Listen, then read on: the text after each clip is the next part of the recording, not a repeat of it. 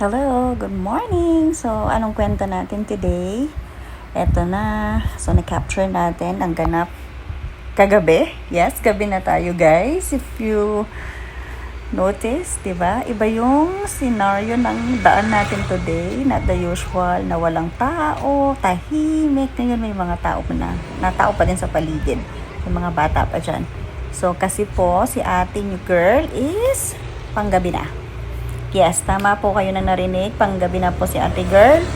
So, oras ba ako umalis kahapon? Hindi ko kasi siya matansya guys, na kung traffic ba sa ganitong oras. Pero ang shift ko dapat is 9 p.m. Pero dahil ang akala ko is 8 p.m, ang agang umalis ni ate mo girl. Mga 6 yata or 6:15, something like that. Kasi nga hindi ko alam kung paano ko tatansyahin ng traffic in case. Kasi nga first time ko ulit in 9 months. Yes po, in 9 months na naka-shift ako ng pang-umaga. So, alam niyo na, diba dati yung shift ko is ano. Okay, ayan, pinapakita ko sa inyo yung beautiful house na maraming kumukuti-kutitat. Diba? Beautiful. Okay, yun. Kwento pa din. Pang 6 a.m. na, pang 6 a.m. na shift, nag-turn around yung schedule ko ng pang 9 p.m. ng gabi. Balik na tayo sa graveyard. Anong masaya doon? Siyempre, may night shift na po tayo, di ba? Hindi po. Story time, backstory about the shift of schedule. Nalipat po ako ng bagong program. And this time, itong program na to is ipapilot po namin. So, yeah, pinakita ko po sa iyo yung mga bukas na stall sa oras na yan kasi nga gabi pa. Nasa SM na agad. Okay, sige, hindi ko naman masyadong makwento yung iba.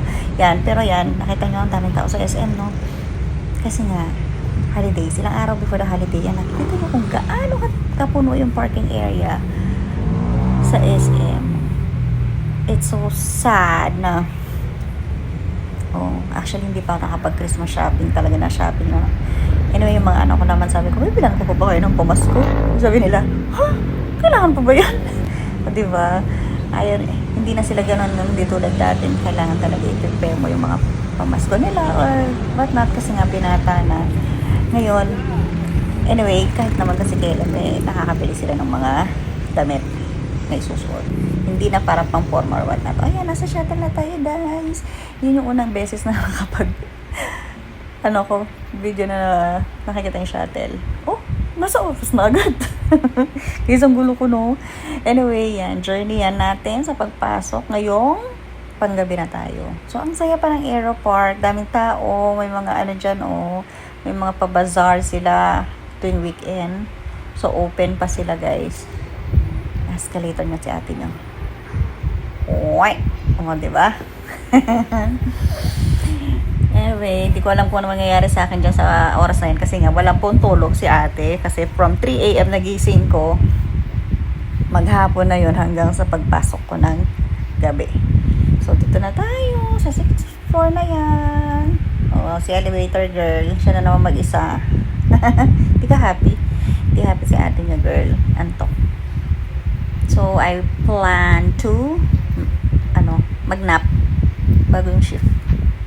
Hanap tayo ng pesto dito sa ang tawag kasi dito. Nalimutan ko. Lagi akong nagstay dito Nap. Hindi. Yan. Tinatry ko lang matulog dyan. Kahit isang oras. Yan. Actually, break na yan. First break nung nasa training kasi kami kasama yung mga coaches ko. So, actually, 3 kami. Lumabas kami to grab a coffee. Pumunta kami sa may Starbucks. Sana. Kaso, ang haba ng pila. Ayan. Tapos, nag-decide kami magbili ng kape sa Lawson. Kaso, wala daw po silang mga cup. Ending, hindi ko na na-capture. Nagbili kami ng Jollibee na lang. Ito, ano ginawa namin dito? Na ba ako dito?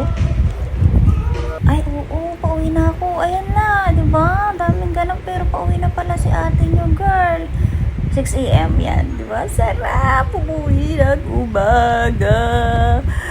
Ito yung matagal kong hinihintay na mangyari. Buwan sa 90th. Na-experience ko na yung in my previous schedule kasi parang papasok pa lang ako dito eh. Or nasa office na ako syempre. Pero yung ano mo yun, ngayon pa uwi ka na. Yan, nakita ko kasi yung colleague ko dati sa may kabilang company na pinagtatrabahuhan ko. Kaya doon napasigaw si ate niya.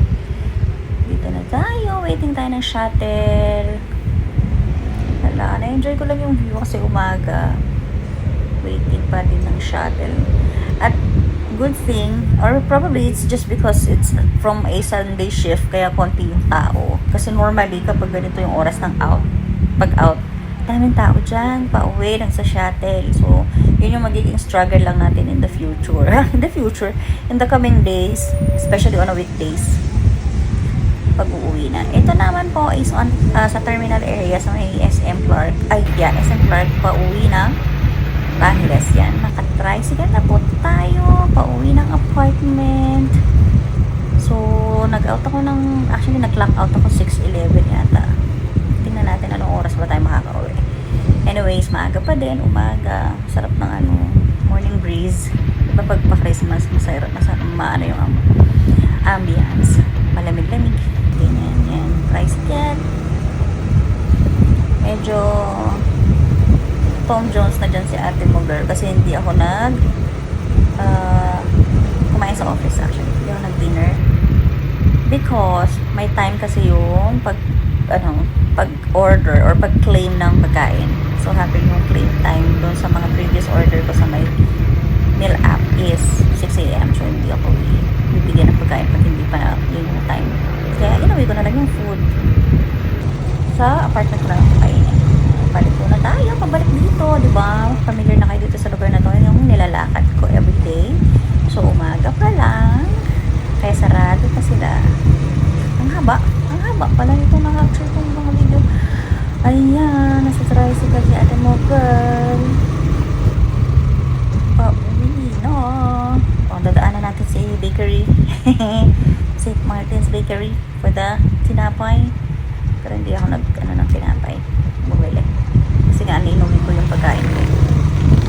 Kasi di ba breakfast nga, minsan madalang masarap ng pandesal. Pero hindi na ako nagpandesal pa. So yes, malapit na tayo.